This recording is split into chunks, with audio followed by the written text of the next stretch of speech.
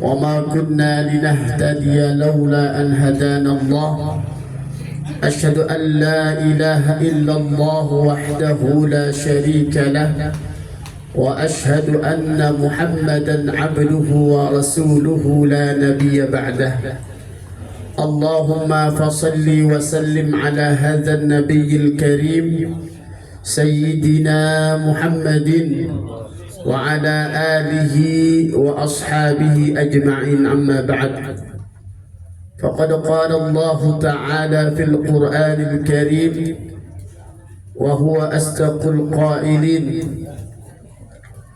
أعوذ بالله من الشيطان الرجيم بسم الله الرحمن الرحيم كل نفس ذائقة الموت.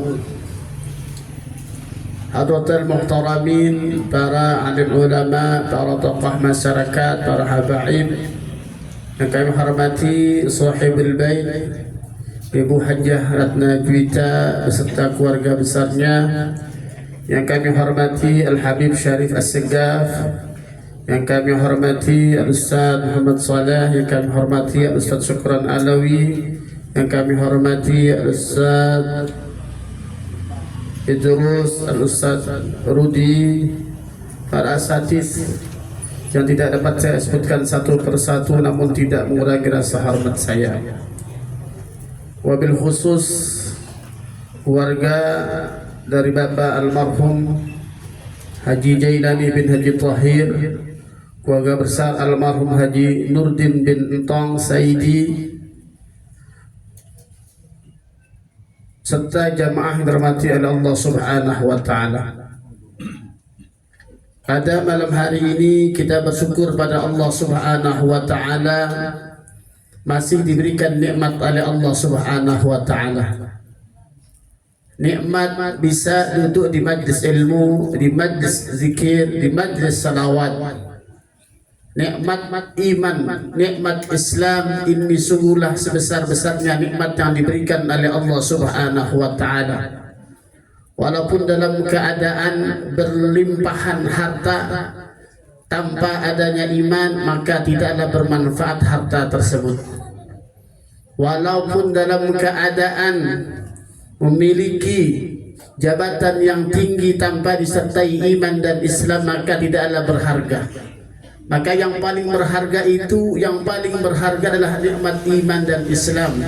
Sehingga para sahabat Rasulullah sallallahu alaihi wasallam rela meninggalkan hartanya, rela meninggalkan rumahnya untuk berhijrah dari Mekah ke Madinah.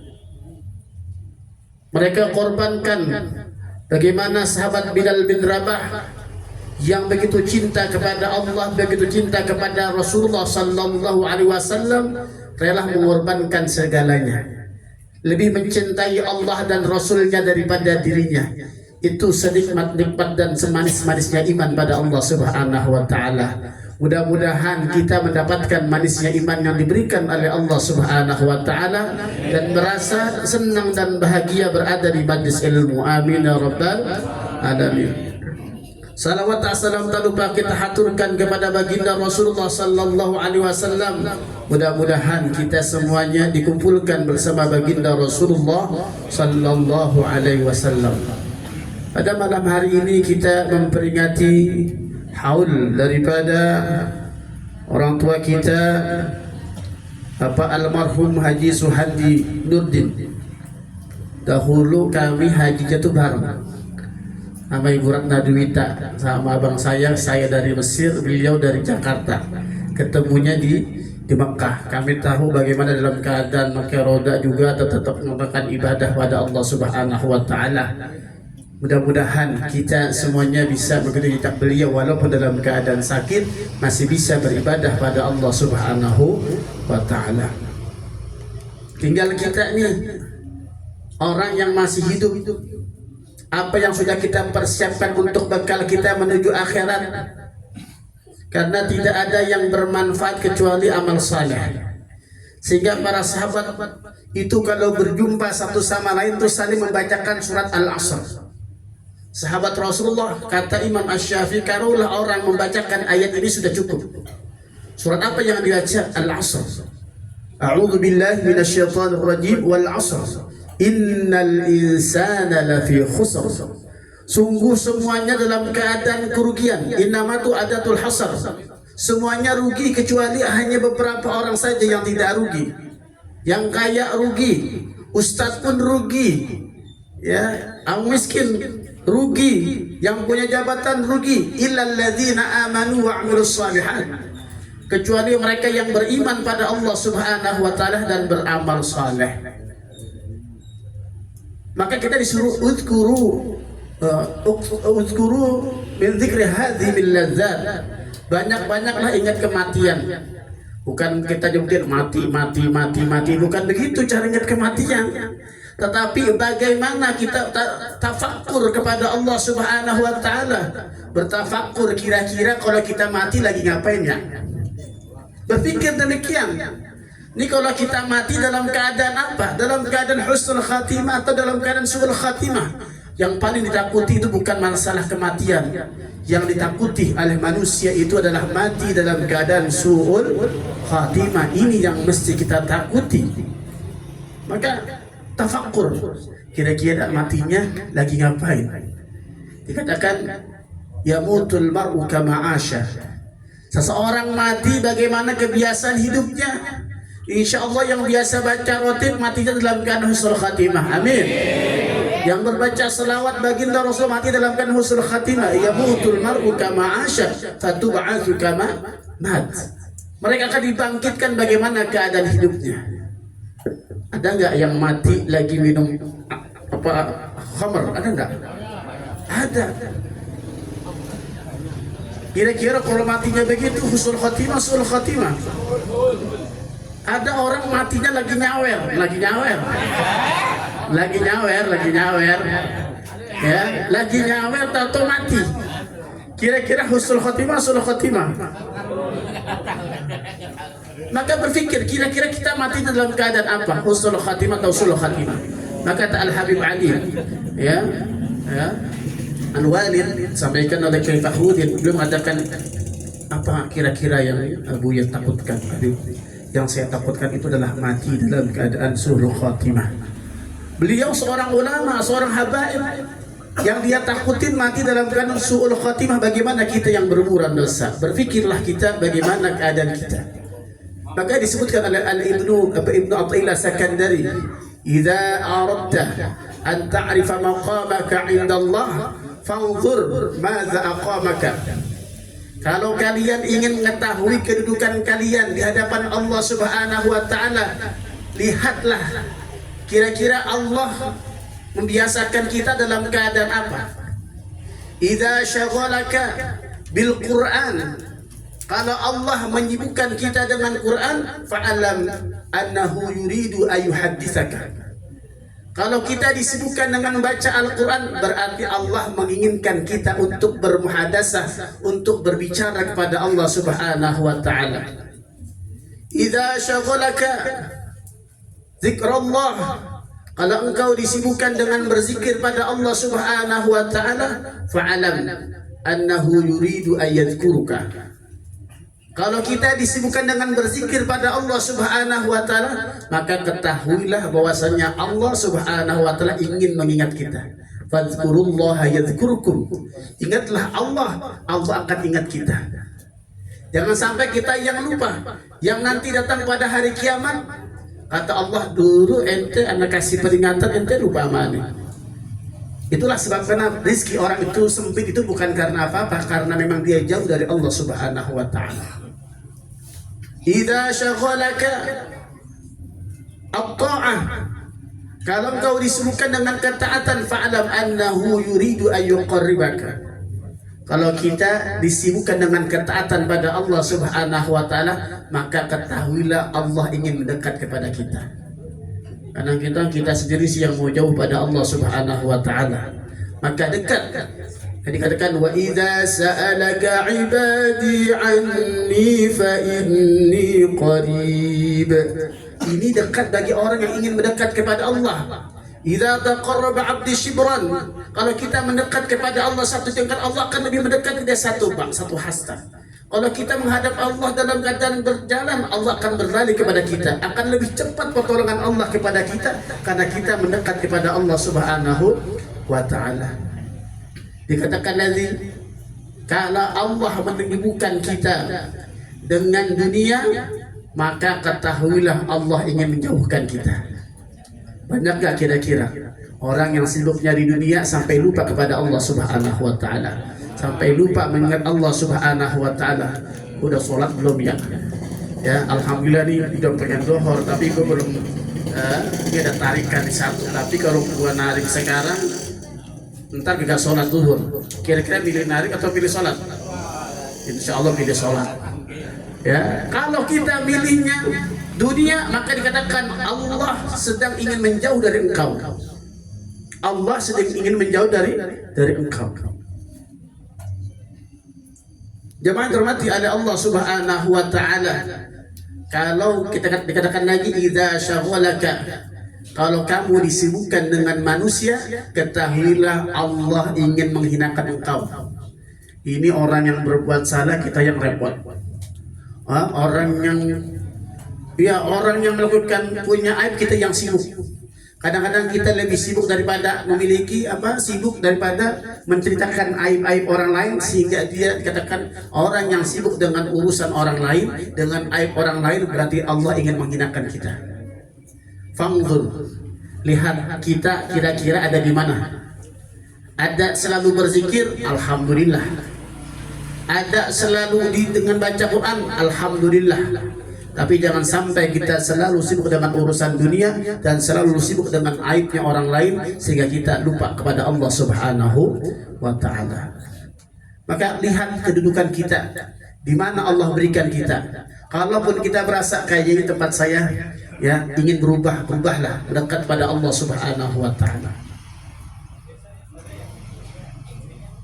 Sufyan bin Uyainah, seorang ulama, baru saya sebutkan juga tuh ya, majelis. Ya, para salafus saleh, ya, kata Sufyan bin Uyainah, dahulu para salafus saleh kalau ingin berjumpa, kalau dia berjumpa kepada yang lain, menuliskan beberapa kalimat. Yang pertama dikatakan, aslih ma bainaka wa bainallah, aslahallahu ma bainaka wa bainan nas. Kadang-kadang kita cari solusi kemana-mana, ribut sama bini, bingung. Anaknya ribut sama tetangga, ribut sama saudara, kagak akur dan sebagainya. Kata Allah, aslih ma bainaka wa bainallah, aslahallahu ma bainaka wa bainan nas. Perbaiki urusan kita kepada Allah Subhanahu wa Ta'ala. Ada masalah keluarga, ada masalah anak, masalah tetangga, masalah bisnis kita, maka dikatakan aslih ma bainaka wa bainallah. Perbaiki urusan kita kepada Allah Subhanahu wa Ta'ala. Nanti Allah yang beresin urus kita sama istri kita. Nanti Allah yang beresin urusan kita sama tetangga kita. Nanti Allah yang beresin urusan kita sama tetangga kita, saudara kita, dan apa tuh? Perbaiki urusan kita sama Allah Subhanahu wa Ta'ala. Lihat sholat kita.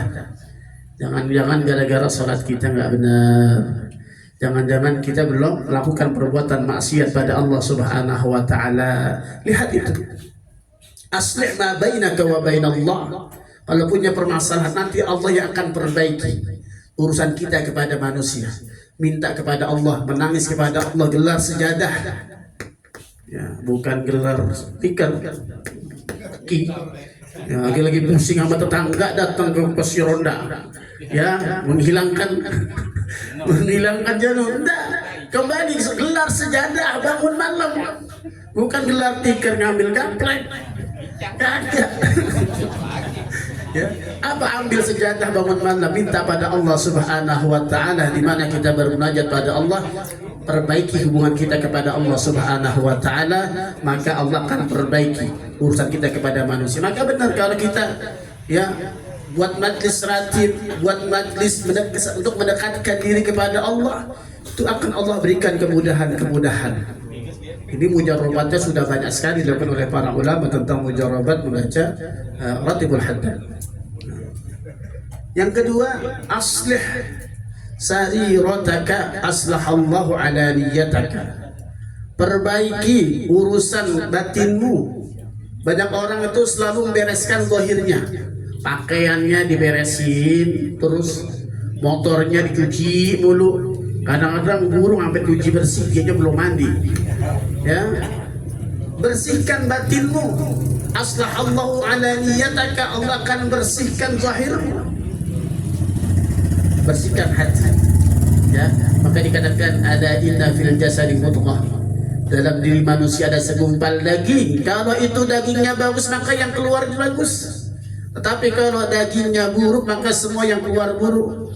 Hatinya rusak, maka kata-katanya pasti rusak. Kalau orang berkata-kata rusak, maka hatinya rusak. Kalau orang mendengar yang tidak baik, pasti hatinya tidak baik. Kalau orang mengambil hak orang lain dengan cara tidak baik, pasti hatinya tidak baik. Maka bersihin hati kita. Ad-dibuhu bi dzikrillah. Ada seorang datang kepada Al-Imam Hasan Al-Basri mengadu bahwasannya diri dia punya qasawatul qalb, punya hati yang keras. Apa kata beliau? Ad-dibuhu bi dzikrillah. Banyak-banyak berzikir pada Allah Subhanahu wa taala, banyak-banyak mengingat Allah Subhanahu wa taala, dan juga banyak-banyak baca ayat suci Al-Qur'an. Akan dibersihkan hati kita oleh Allah Subhanahu wa taala. Ya. Karena kalau orang sudah hatinya bersih, insyaallah Allah akan bimbing.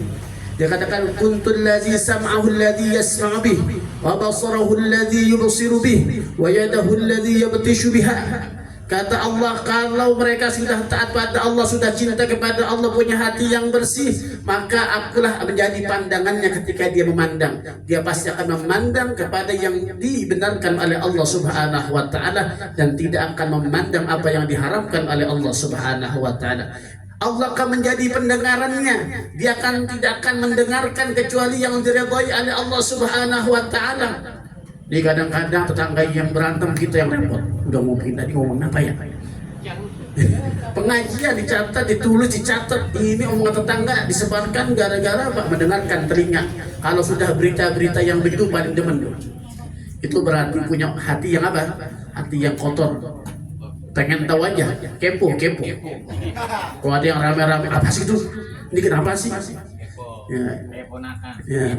Maka bersihkan hati. Allah katakan Allah menjadi pendengarnya ketika dia mendengar. Tangannya Allah bimbing untuk mengambil semua yang dihalalkan oleh Allah Subhanahu wa taala. Dia tidak akan ambil apa yang bukan miliknya. Kuntu yadahu alladhi yabtashu biha. Aku menjadi alladhi yabtashu. Aku menjadi apa? Menjadi tangannya. Artinya apa? Bukan berarti menjadi tangan Allah, enggak. Allah bimbing tangan kita ini untuk mengambil yang hak kita dan tidak akan mengambil yang bukan hak kita. Kaki kita akan dibimbing oleh Allah Subhanahu wa taala, tidak akan melangkah kecuali tempat-tempat yang diridhai oleh Allah Subhanahu wa taala. Alhamdulillah kaki kita masuk majlis ringan. Ada orang yang masuk majlis tidak ringan, berat banget, apalagi ada bola. Mudah-mudahan nanti pas Indonesia main bola kagak pas ratib, saya yakin ratibnya libur, jangan-jangan. Kira-kira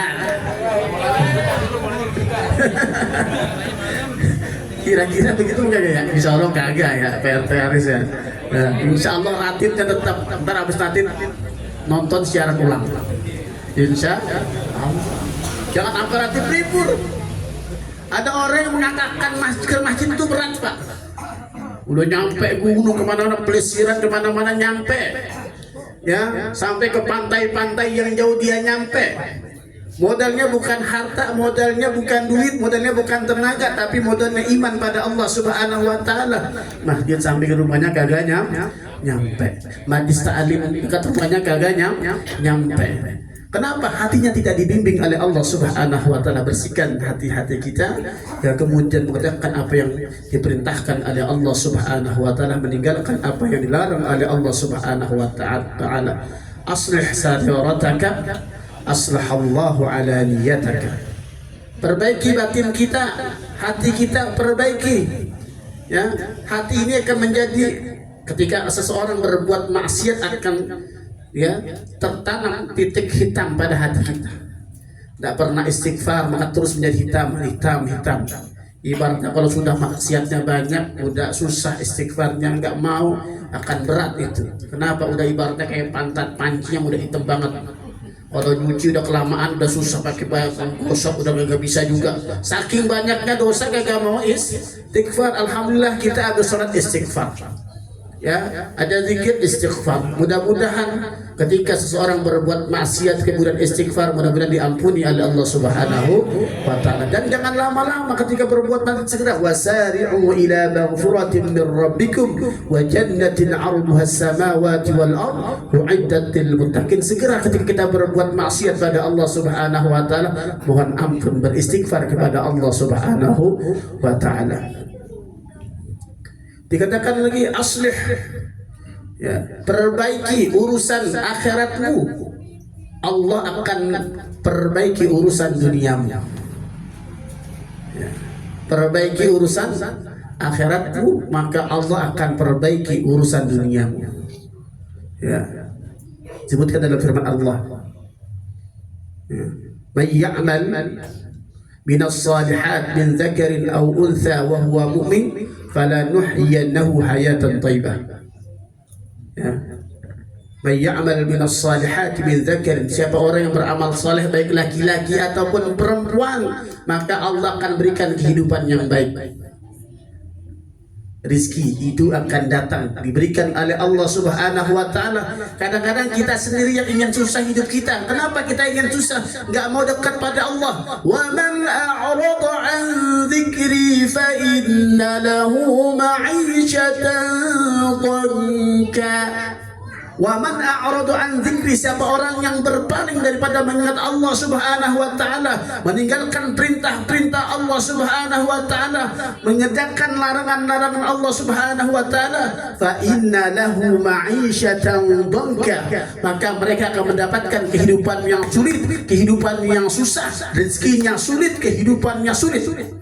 Jadi yang pengen sulit itu diri kita sendiri. Kenapa? Karena kita tidak mau mendekat kepada Allah. Ini Allah yang firmankan dalam Al-Quran, bukan saya yang berbicara. وَمَنْ أَعْرَضَ عَنْ ذِكْرِي فَإِنَّ لَهُ مَعِيشَةً ضَنكًا وَنَحْشُرُهُ يَوْمَ الْقِيَامَةِ أَعْمَى قَالَ رَبِّ لِمَا حَشَرْتَنِي أَعْمَى وَقَدْ كُنْتُ بَصِيرًا. Ya Allah, nanti orang-orang yang lupa daripada mengingat Allah Subhanahu wa taala, pada hari kiamat mata mereka jadi buta. A'ma. Mereka berkata, qala rabbi lima hasyartani a'ma, ya Allah, kenapa mataku buta? Dulu dibacakan ayat-ayat Allah Subhanahu wa taala, dibacakan hadis-hadis baginda Rasulullah, perintah untuk salat, perintah untuk ibadah, pura-pura lupa. Fakadzalika al-yawma tunsa. Maka sekarang aku lupa sama kalian, karena dulu kalian lupa kepada Allah Subhanahu wa taala, lupa akan perintah Allah Subhanahu wa taala. Fakadzalika al-yawma tunsa. Mau dilupakan gak sama Allah? Celakalah orang yang dilupakan oleh Allah Subhanahu wa taala, karena kita tidak mendekat pada Allah, tidak mengingat Allah Subhanahu wa taala, lupakan perintah-perintah Allah Subhanahu wa taala. Tuh kan, kalau dikasih bangku jadi lama nih ngomongnya. Dikasih bangku sih. Tadi dengan 7 menit aja dikasih bangku, keenakan duduknya. Lanjut. Sampai jam berapa? Sahur bareng. Ya situ di sini saya pulang. Jadi disebutkan oleh Allah, wa man a'rada an dzikri. Ternyata sebab rezeki sempit, sempat kita mengalami kesulitan, banyak permasalahan kita, itu karena kita menjauh dari Allah Subhanahu wa taala. Baru kalau udah urusan susah baru dekat pada Allah Subhanahu wa taala. Maka ingat kita, musibah itu terkadang ada fungsinya banyak. Yang pertama, untuk meninggikan derajat oleh Allah, meninggikan derajat kita di hadapan Allah. Ada musibah ini untuk menggugurkan dosa-dosa kita, ada musibah ini untuk mengingatkan kita pada Allah. Orang kalau lagi megang duit susah istighfar, Pak. Ini lagi dapat duit banyak susah istighfar. Coba dah kesandung batu, astagfirullahaladzim, nunggu kesandung dulu baru istighfar pada Allah Subhanahu wa taala. Kira-kira kita punya kesandung dulu baru istighfar atau bagaimana kira-kira? Lagi nikmatnya lupa istighfar, lagi dapat nikmat, lagi dapat duit banyak, lagi dapat jabatan, lupa istighfar pada Allah Subhanahu wa taala, baru giran susah. kerja di PHK, rajin ke masjid. Musibah dulu baru ingat pada Allah. Jadi banyak fungsi musibah ini.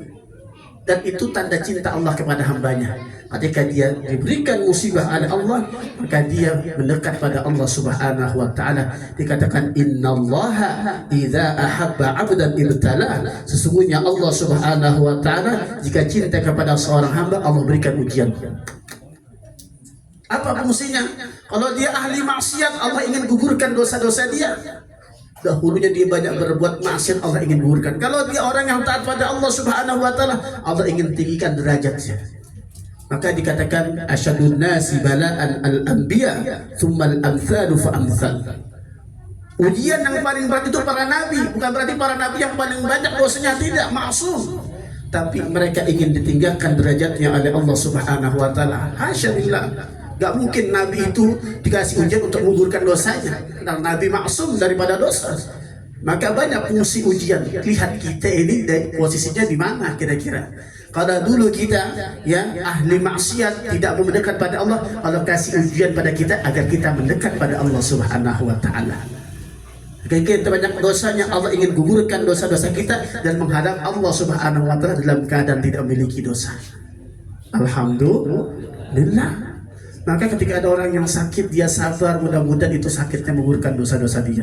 Kalau dia ahli ibadah, Allah ingin tinggikan derajat dia di hadapan Allah Subhanahu. Jangan lihat orang sakit kayaknya dia lagi digugurin dosanya. Jangan begitu, lihat ya. Kita husnuzon saja, mudah-mudahan itu orang tinggikan derajatnya ada Allah Subhanahu wa taala. Maka lihat posisi kita ada di mana, Bapak Ibu sekalian. Ada di mana? Kalau sekarang kita rajin sholat, tidak meninggalkan sholat 5 waktu, berarti Allah Subhanahu wa taala ingin dekat kepada kita. Allah ingin berikan pertolongannya kepada kita. Kalau kita malas-malas ibadah, memang Allah nggak mau dekat-dekat sama kita. Pengen jauh sama orang-orang yang begitu. Allah yang mengatakan demikian. Ya, Allah ingin menjauh daripada kalian karena kalian tidak mau mendekat kepada Allah Subhanahu wa taala. Jadi jangan salin, ya Allah, kok rezeki saya sempit banget. Kalau ada rezeki sempit, ada masalah keluarga, lihat sholat kita. Lihat ibadah kita.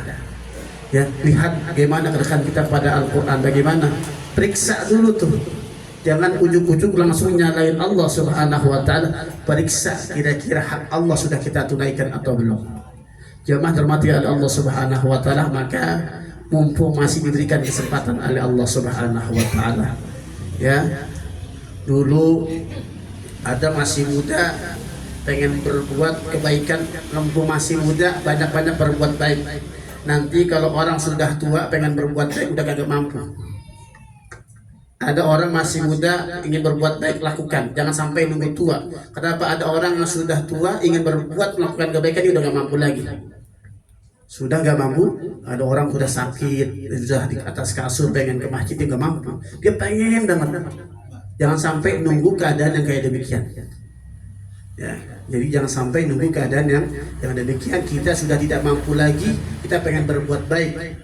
Ya, jangan sampai menyesal. Maka keadaan kita ibadah dalam keadaan sehat, ya, dalam keadaan banyak duit, dalam keadaan nikmat, maka mendekatlah diri pada Allah Subhanahu wa taala. Itu pahalanya lebih besar diberikan oleh Allah Subhanahu wa taala. Mungkin ini yang dapat saya sampaikan, mudah-mudahan menambah bekal kita semuanya, masing-masing menghisap dirinya, mengintrospeksi dirinya. Usikum wa nafsi bertaqwallah. Kira-kira apa yang sudah kita persiapkan untuk menuju akhirat? Kalau belum baik maka perbaiki, masih bisa. Dulu ada salafus saleh namanya Haytham bin Haris kalau tidak salah dalam kitab Mukhtarul Fawaid. Itu dia di rumahnya gali kubur, masih hidup, gali kuburan di kamar. Ya, nanti dia kadang-kadang dia duduk di dalam, ya, duduk di dalam kubur itu yang digali. Dia belum mati, dia gali itu kubur, dia di situ. Dia merenung bertafakur kepada Allah Subhanahu wa taala. Kemudian bacakan, qala rabbi rji'un la'alli a'malu salihan fi ma tarak. Ya Allah, kembalikan aku ke muka bumi ini. Alhamdulillah, ini kuburan belum kuburan beneran, belum mati beneran. Akhirnya saya masih bisa naik lagi. Sampai sebegitunya dia untuk mengingat kematian. Kira-kira ada yang mau bangun kuburan di rumah? Dia belum mati, digali kuburan, dia ingat tuh situ. Ya, nanti kira-kira lihat sendirian aja tutup, kira-kira bagaimana rasanya. Ntar di kuburan begitu. Ya, cuma beda dengan orang-orang yang beriman, dia akan menemani sholatnya, puasanya, baca Qur'annya, ibadahnya, kebaikannya. Maka dikatakan al-qabru sunduqul amal. Kubur itu tempat menyimpan amal kebaikan. Dikatakan ya, faman naja minhu fama ba'dahu aisar. Siapa orang yang selamat dalam kuburnya, maka perkara setelahnya akan lebih mudah. Wa man lam yanju minhu fama ba'dahu asyad. Tapi kalau dalam kubur yang enggak selamat, maka perkara urusan setelahnya akan lebih berat dan lebih dahsyat. Maka coba nanti sekali-kali ya Pak, ya gali kubur, atau sekali-kali sundut nih, kalau kita nggak mau sholat sundut ya, tangan kita pakai rokok ya, dengan rokok sundut aja. Ini baru api dunia, lu pada kesakitan, bagaimana nanti api akhirat ya. Mudah-mudahan ini menjadi pelajaran buat kita semuanya, dan kita doakan buat almarhum dan almarhumah yang sahibul haul, mudah-mudahan Allah ampuni segala dosanya, Allah terima amal ibadahnya, Allah berat timbangannya di hadapan Allah Subhanahu wa taala. Mudah-mudahan keluarga yang ditinggalkan diberikan kekuatan iman oleh Allah, dimudahkan rezekinya oleh Allah Subhanahu wa taala, dan kita semuanya mudah-mudahan kita ya selalu diberikan kesehatan oleh Allah untuk melakukan ibadah, melakukan ketaatan, untuk melakukan ya segala perintah-perintah Allah dan meninggalkan segala larangannya. Biniyatul qabul wa tamami kulli sunnah sayyidina rasul dan abil qabul. Sallallahu lana wa lahumul Fatihah. أعوذ بالله من الشيطان الرجيم. بسم الله الرحمن الرحيم. الحمد لله رب العالمين الرحمن الرحيم مالك يوم الدين. إياك نعبد وإياك نستعين اهدنا الصراط المستقيم صراط الذين أنعمت عليهم غير المغضوب عليهم ولا الضالين آمين. فاعف عنا يا كريم، فاعف عنا يا كريم، فاعف عنا يا كريم. اللهم بحق الفاتحة وبسر الفاتحة وبحرمة الفاتحة يا فارج الهم يا كاشف الغم يا من لعبد يغفر ويرحم يا دافع البلاء يا الله يا دافع البلاء يا رحمن يا دافع البلاء يا رحيم. آمرنا على دين الإسلام الدار الدنيا إلى دار السلام. دعواهم فيها وتحيتهم فيها سلام وآخر دعواهم أن الحمد لله رب العالمين. Mohon maaf atas segala kekurangan dan khilafan. Jazakumullah khairan katsira. Assalamualaikum warahmatullahi wabarakatuh.